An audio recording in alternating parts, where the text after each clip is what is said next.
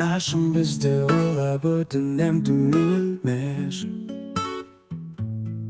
Erkaşan gasımızda avurmay jürebeş.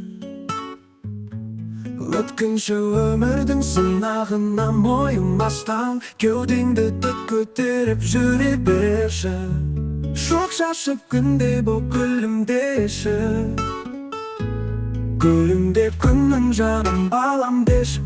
Сен күлсең нұрланады үйімізде, сен күлсең жарық болар түнімізде.